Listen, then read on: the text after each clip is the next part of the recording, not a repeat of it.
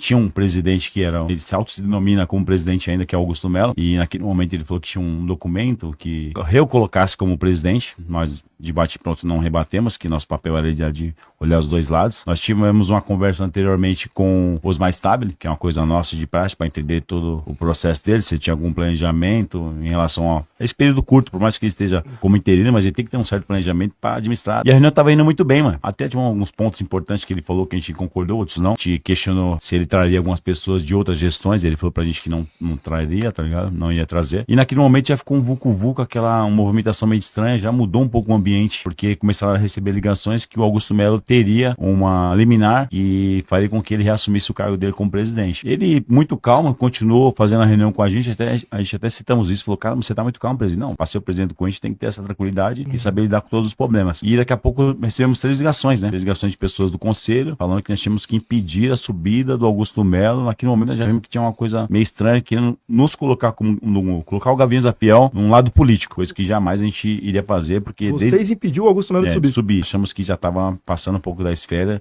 e nós tínhamos que descer para entender o que estava acontecendo naquela atmosfera de Corinthians, né? Porque era uma coisa meio que inédita. Nós estávamos falando com o presidente, daqui a pouco já tinha outro cara falando que era presidente. A gente até fala entre nós, falando, caramba, em 5 minutos nós falamos com 2 presidentes do Corinthians, né? Entre aspas, né? Então naquele momento nós fomos ter uma coisa errada, porque em que momento alguém achou que nós teríamos que impedir alguma coisa, né? Acho que nosso papel ali era entender o que estava acontecendo todo o mecanismo, porque se ele realmente tivesse uma liminar que eu colocaria como presidente, caberia a nós eliminar a linha de cobrança e entender o porquê que estava acontecendo tudo aquilo. Nós descemos do 5º andar e imediatamente nós vimos aquela rapaziada entrando mesmo para dialogar com o Osmar Stabile. Como era uma reunião muito longa, aquela coisa toda, ele falou, mano, vamos esperar aqui depois. Enfim, acho que o restante vocês já viram o que aconteceu. Eu perguntei novamente para Augusto Melo, a nação corintiana quer saber se você é o presidente ou não. Ele falou que era o presidente. Naquele momento eu achei que foi importante até ele falar isso para a nação corintiana, que ele se colocou como presidente, mas a gente sabe que dentro do estatuto ele não